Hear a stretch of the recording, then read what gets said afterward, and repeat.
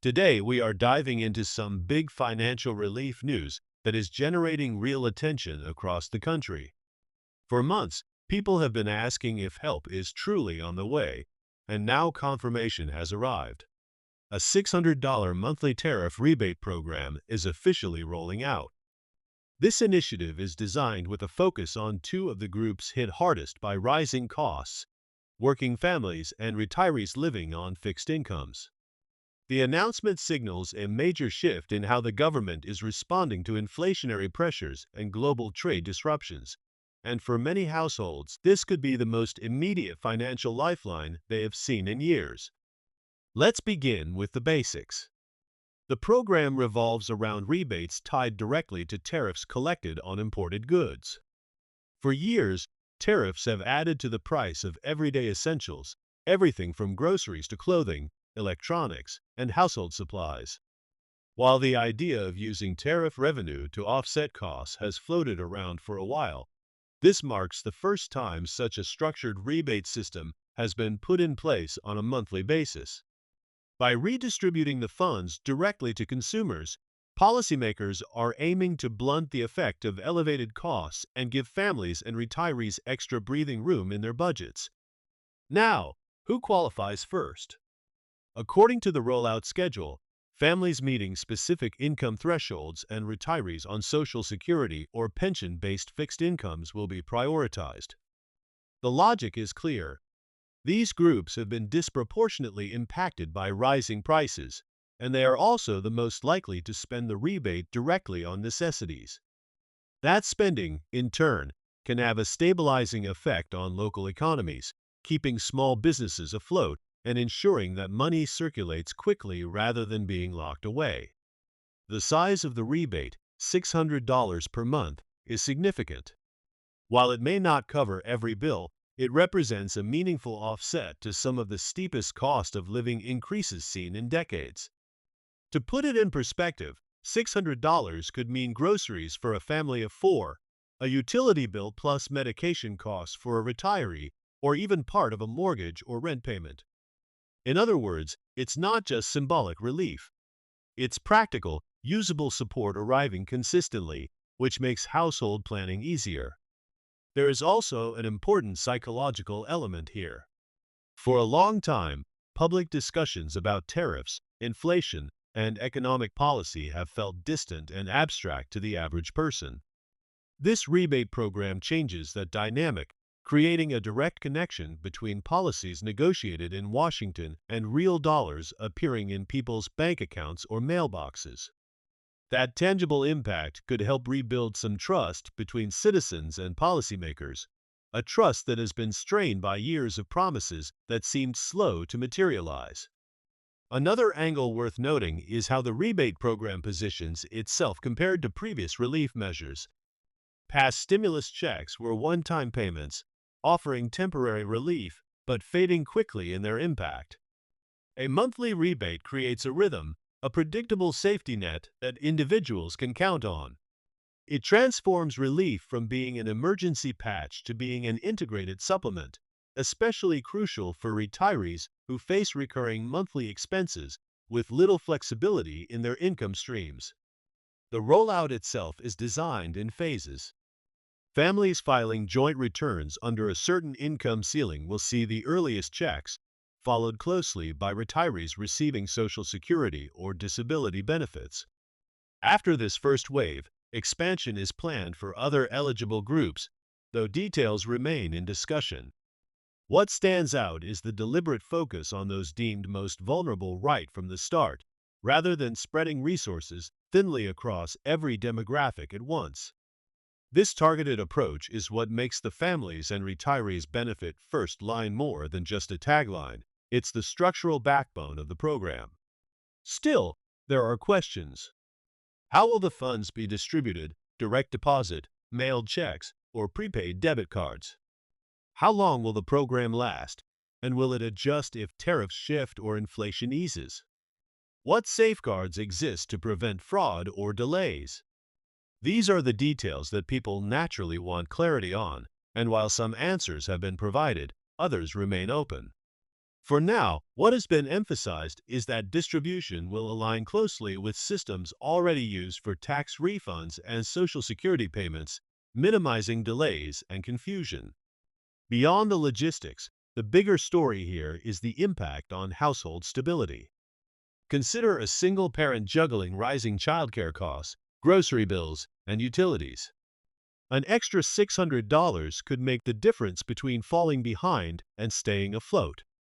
Similarly, for retirees whose pensions no longer stretch as far as they once did, this monthly infusion can reduce the tough choices between food, medication, and other essentials.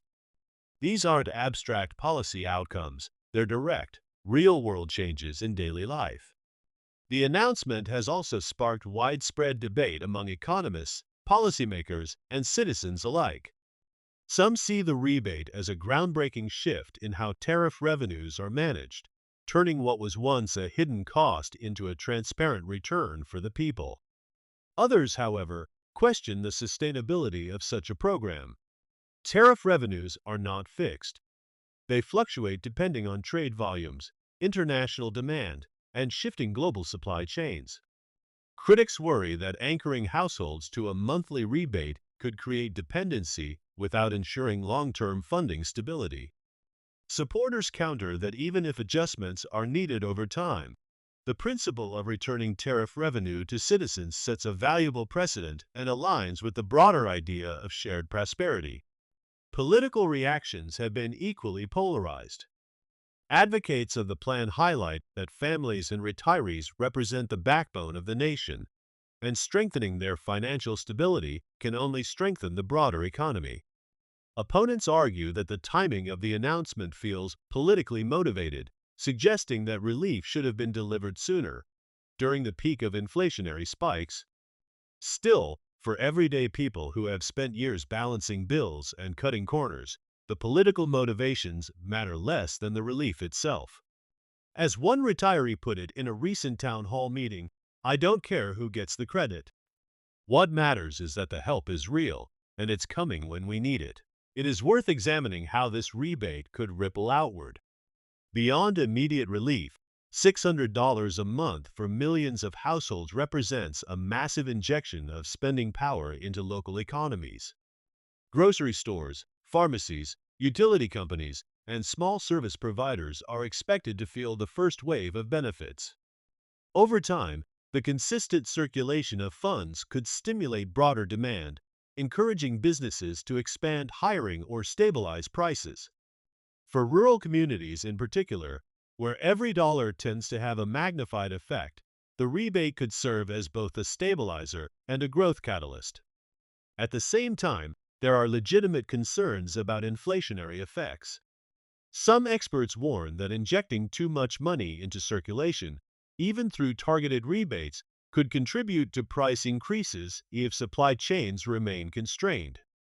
Others argue that because the funds are tied to tariff revenues, essentially recycling money already being collected rather than printing new dollars, the inflationary risk is lower than with broad-based stimulus programs.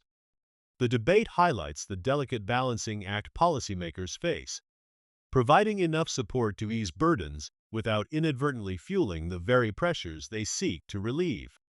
From a historical perspective, this initiative could mark the beginning of a new model for financial relief. Instead of ad hoc stimulus checks during crises, monthly tariff rebates could become a permanent fixture of economic policy. Just as Social Security was once an experimental concept that transformed into a bedrock of retirement security, tariff rebates could evolve into a sustained system of consumer support. Whether that future takes shape depends largely on the effectiveness and reception of this initial rollout. If families and retirees report tangible improvements in their quality of life, political will to maintain and expand the program is likely to grow. For retirees, the timing is especially significant. Many have seen their savings eroded by rising costs, and fixed income streams simply have not kept pace. A $600 monthly boost can cover essentials like prescription drugs, heating bills, or nutritious food that might otherwise be out of reach. For working families, The rebate could reduce reliance on credit cards, lower household debt burdens, and allow for modest savings to build back up. In both cases, the program not only addresses immediate financial pain, but also helps restore a sense of dignity and stability in everyday life. It is also important to consider how this initiative may affect public sentiment. Economic hardship has fueled frustration and disillusionment across communities, with many people feeling left behind. By creating a visible and recurring mechanism for returning value to the people, the rebate program could improve trust in institutions and remind citizens that policy decisions can have direct benefits. Of course, that trust hinges on execution. Delays, errors, or overly complicated eligibility processes could quickly undermine the goodwill this announcement has generated. International observers are watching closely as well. Other countries grappling with the impact of tariffs and inflation may look to this program as a potential model. If successful, it could inspire a wave of similar initiatives, reshaping how governments globally think about redistributing trade revenues. On the flip side, if the program falters due to poor management or inconsistent funding, it could serve as a cautionary tale. Either way, the eyes of the world are on this rollout, making its stakes even higher. Looking ahead, there are calls for expanding eligibility to include other groups: students burdened by rising tuition and housing costs, veterans facing financial strain, and low-wage workers outside the family and retiree brackets. Policymakers have been cautious, emphasizing that the first priority is ensuring the system works smoothly for the initial recipients. Once stability is proven, discussions about expansion are expected to gain traction. For now, the focus remains firmly on families and retirees, reinforcing the message that those who carry the heaviest burdens will see relief first. Ultimately, this moment represents a turning point in the conversation about affordability, fairness, and shared responsibility in the economy. For too long, tariffs have been an invisible tax shouldered by consumers without acknowledgement or return. By redirecting that revenue into the hands of ordinary citizens, this rebate program challenges the status quo and reframes what economic justice can look like. Families and retirees will be the first to feel the impact, but the broader implications extend to society as a whole. Whether this becomes a short-lived experiment or a long-term solution remains to be seen, but for millions of households, the confirmation alone has already sparked hope, and hope is a powerful currency in uncertain times.